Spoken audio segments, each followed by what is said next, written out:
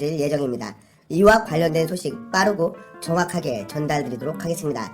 윤석열 검찰총장의 운명을 결정할 징계처분 집행정지 사건 신문기일이 오는 24일 오후 3시 다시 한 번 더 열리게 되었습니다. 서울행정법원 행정12부는 지난 22일 윤석열 총장이 법무부 장관인 추미애를 상대로 낸 정직 2개월 징계처분 집행정지 사건의 첫 번째 신문기일을 진행한 뒤 이같이 밝혔습니다.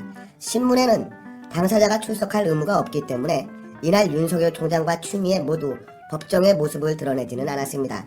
윤석열 총장 측은 대리인인 이완규 변호사와 이소공 변호사가, 추미애 측은 이옥형 변호사가 각각 출석해 비공개로 진행이 됐습니다.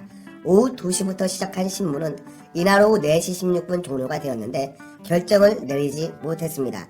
재판부가 이처럼 한 차례 더 신문기일을 진행하는 것은 이 사건이 헌정사상 초유의 현직 검찰총장 징계에 대한 1차 판단인 만큼 신중한 판단을 하겠다는 뜻을 내비친 것으로 해석되고 있습니다. 홍순욱 부장판사는 이날 집행정지 사건이 사실상 본안재판과 다름이 없어서 간략하게 하긴 어렵다며 윤석열 총장 징계 사유 자체에 대해 구체적으로 질문한 것으로 전해졌습니다. 직무 복귀 상태에서 징계 처분 취소 본안 소송을 진행하게 해달라는 윤석열 총장의 가처분 신청을 심리하면서 아예 본안 소송에서 다툴 내용들이 다뤄진 것입니다. 재판부는 특히 판사문건, 채널A 사건 수사 감찰방해 등 논란이 되고 있는 징계 사유에 대해 양측에 질의서를 주고 오는 24일 2차 신문전에 추가 의견서를 받기로 했습니다.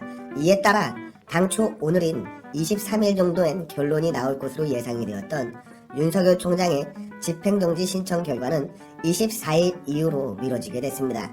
윤석열 총장 측 대리인인 이완규 변호사는 신문 후 취재진에게 재판부에서 심리가 더 필요한 부분이 있어 그 부분에 대해 양쪽에서 준비해서 다시 한번 신문하기로 했다고 전했는데요.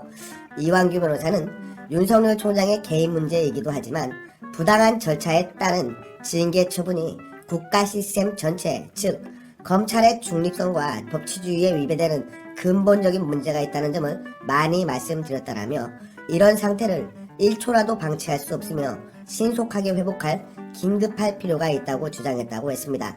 또한 함께 재판에 나선 이소공 변호사는 일부에서는 마치 윤석열 총장이 정부의 검찰개혁에 반대한다거나 장애물이 되겠다 또는 임명권자인 대통령의 결재까지 났는데도 반기를 들고 대통령과 싸우겠다고 한다며 사퇴하라는 주장이 있는데 전혀 그런 게 아니다라면서 윤석열 총장은 지금까지 한 번도 검찰개혁에 반대 입장을 표명한 적이 없었고 지금까지 정부가 추진해온 검찰개혁, 수사권 조정 등 문제에 있어서도 검찰 내부 의견을 모으고 준비해왔다라고 강조를 했습니다. 아울러 임명권자인 대통령에 맞서 싸우는 게 아니라 위법하고 부당한 절차에 의해 실체도 없는 사유를 들어서 총장을 비위 공무원으로 낙인 찍은 이 절차의 효력을 없애기 위해 이 사건을 쟁송하는 것일 뿐이라며 대통령의 인사권을 무시하거나 폄훼할 의도는 전혀 없다고 했습니다. 반면 법무부 측의 이옥형 변호사는 정직 처분은 대통령의 헌법상 권한과 책무에 따라서 한 것이라며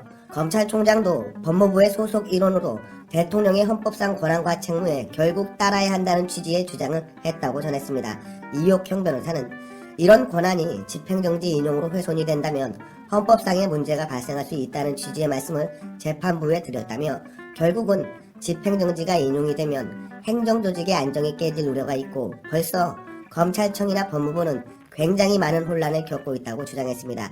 이어서 이옥형 변호사는 제 기억으로는 아마 대통령이 제가하면서 소모적인 국론 분열을 막겠다는 취지도 포함된 것으로 알고 있는데 그런 공공복리도 있다라고 강조했습니다. 양측은 이날 신문이 정직 2개월의 적법성을 따지는 본안사건 심리처럼 진행이 되었다라고 밝혔는데요. 추미애 측의 이옥형 변호사는 재판부가 실체 부분과 절차 부분에 관해 거의 비슷한 비중으로 물었다고 전했습니다. 이제 내일인 24일 추가 신문이 열리면서 집행정지 신청의 결과는 일러도 성탄절에나 가능할 것이라는 전망이 나오고 있습니다. 행정법원의 한 부장판사는 집행정지 추가 속행은 매우 드문 일로 고민할 여지가 많다는 것이라며 정직 2개월이 길지 않다고 해도 법원으로서는 윤석열 총장 징계가 실체적 절차적으로 무리였다는 여론을 고려하지 않을 수 없었을 것이라고 내다봤습니다. 한편 문재인이는 이날 오전 김명수 대법원장, 유남석 헌법재판소장 등 5부 요인을 청와대로 불러들여 코로나 대응 간담회를 가진 것으로 전해졌는데, 이를 두고 삼권 분립 체제 아래서 중요한 재판을 앞두고 대통령이 대법원장 등을 청와대로 부르는 것은 이유를 불문하고 매우 부적절한 상황이라는 비판이 법원을 비롯한 법조계에서 나왔습니다. 이제 내일이 운명의 날입니다. 재판부가 윤석열 총장 측의 신청을 인용하면 윤석열 총장은 곧바로 직무에 복귀할 수 있습니다. 반면 기각 결정을 내리게 될 경우 2개월간 정직 상태가 그대로 유지가 되는데요. 재판장인 홍순욱 부장판사가 정의로운 판결을 내릴 것이라고 믿습니다. 당장 지금 월성원 정과 관련한 수사 상황이 전해지고 있는데, 이 감사원 감사에도 협조를 하지 않아 논란을 야기했던 산자부가 벌써부터 검찰의 수사에도 저항을 하고 있다고 합니다.